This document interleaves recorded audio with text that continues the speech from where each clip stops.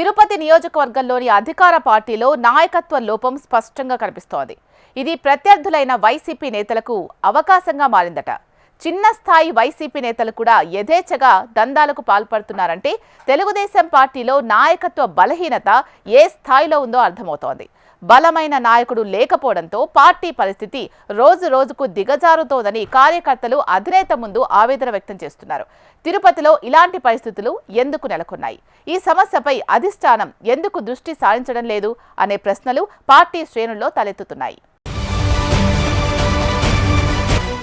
ఏపీలో తిరుపతి అసెంబ్లీ నియోజకవర్గానికి ప్రత్యేక స్థానముంది. ఏడుకొండలవాడు కొలువైన ప్రాంతం ఒకటైతే మహామహులు ఇక్కడి నుంచే అసెంబ్లీ గడప తొక్కారు. టీడీపీ ఆవిర్భావం తర్వాత ఎన్టీ రామారావు ఇక్కడ పోటీ చేసి ఈ స్థానానికి ఉన్న ప్రాధాన్యతను ఇంకాస్త పెంచారు. ఆ తర్వాత ప్రజారాజ్యం నుంచి చిరంజీవి కూడా ఇక్కడి నుంచే పోటీ చేసి రాజకీయ అరంగేట్రం చేశారు. మొన్నటి ఎన్నికల్లో పవన్ కళ్యాణ్ సైతం తిరుపతి నుంచి బరిలోకి దిగుతారనే ప్రచారం సాగింది. కానీ స్థానికంగా ఉన్న నాయకత్వ లేమి వ్యవహారంతో జనసేనాని ఆ పని చేయలేకపోయారు. అయితే గత ఎన్నికల్లో ఈ సీటు కోసం టీడీపీలో పెద్ద ఎత్తున ఫైట్ నడిచింది. కానీ ఫైనల్గా పొత్తులో భాగంగా చంద్రబాబు ఈ సీటును జనసేనకు కేటాయించారు. జనసేనలో సైతం పాతకాపులు కాకుండా చిత్తూరు నుంచి వచ్చిన ఆరణి శ్రీనివాసులు భారీ ఆధిక్యతతో ఎమ్మెల్యేగా గెలుపొందారు. అధికారంలోకి వచ్చాక కూడా తిరుపతిలో ఇప్పటికీ కూటమి నాయకత్వంలో మార్పు రాలేదట. పాలనపరంగా తనదైన ముద్ర వేయలేకపోతున్నారట. ప్రతిపక్షాన్ని ధీటుగా ఎదుర్కోలేకపోతున్నారట. సైకిల్ క్యాడర్కు దిశానిర్దేశం చేసే నేత కరువయ్యారట. నియోజకవర్గం టీడీపీ ఇన్ఛార్జిగా మాజీ ఎమ్మెల్యే సుగుణమ్మ ఉన్నారు. నామినేటెడ్ నియామకం కింద బ్యూటిఫికేషన్ అండ్ గ్రీనరీ కార్పొరేషన్ చైర్మన్గా సుగుణమ్మ ఉన్నప్పటికీ ఆమెను గుర్తించే పరిస్థితిలో క్యాడర్ లేదు.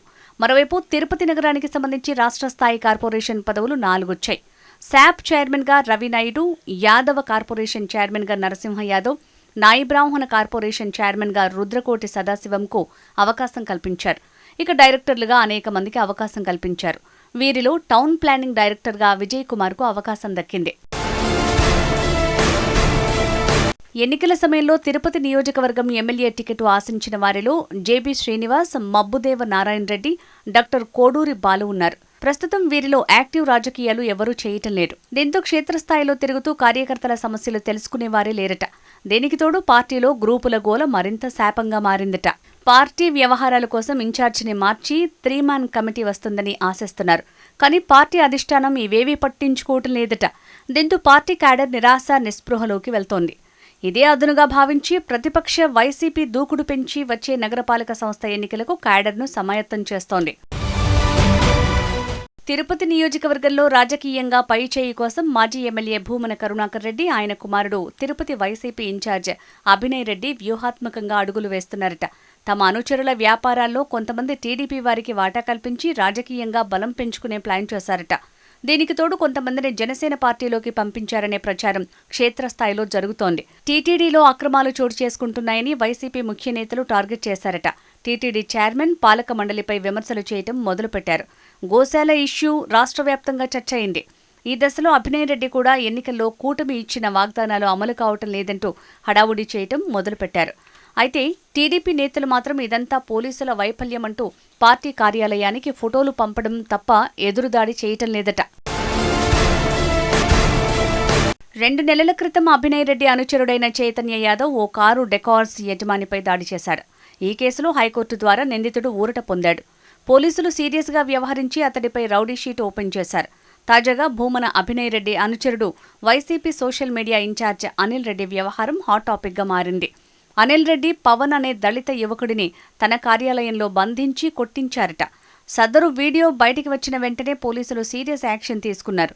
రాత్రికి రాత్రే అనిల్ రెడ్డితో పాటు జగదీష్ రెడ్డిలను మాజీ ఎమ్మెల్యే భూమన కరుణాకర్ రెడ్డి ఇంటి వద్ద అదుపులోకి తీసుకున్నారు. ఈ ఘటనపై హోంమంత్రితో పాటు జిల్లా ఇన్ఛార్జి మంత్రి సత్యకుమార్ స్పందించారు. తిరుపతి ఇన్ఛార్జి సుగుణమ్మ గాని ఇతర టీడీపీ నాయకులు గాని ఎవ్వరూ మాట్లాడలేరు. వైసీపీ సోషల్ మీడియా మాత్రం నిందితుడు దినేష్ జనసేన కార్యకర్త అంటుంటే సాయంత్రానికి తీరిగ్గా జనసేన నేతలు స్పందించారు. తాజా వ్యవహారంతో తిరుపతి తెలుగుదేశం పార్టీలోని గ్రూపులు బయటపడ్డాయి. మేమెందుకు పనిచేయాలి అన్న రీతిలో ఉన్నారట. ముఖ్యంగా 3-man కమిటీ కోసం ఎదురుచూస్తుండటంతో పాటు తుడా చైర్మన్ పదవి ఆశించినప్పటికీ రాకపోవడంతో వారు కార్యక్రమాలు పట్టించుకోలేదనే విమర్శలున్నాయి. మరోవైపు పోలీసులే అంతా చూసుకోవాలి అన్నట్లు స్థానిక నేతలు వ్యవహరిస్తుండటంతో ఖాకీలకు తలనొప్పిగా మారింది. మొత్తం మీద టెంపుల్ సిటీలో టీడీపీ నేతలు ఇనాక్టివ్ కావడంతో పాటు చోటా నేతలు వైసీపీ వారితో కలిసి చెట్టాపట్టాలు వేసుకుని వ్యాపారాల్లో భాగస్వాములు కావటం గమనించిన క్యాడర్ అసలు ఇందుకోసమా మేము కష్టపడింది అన్నట్లు వ్యవహరిస్తున్నారు.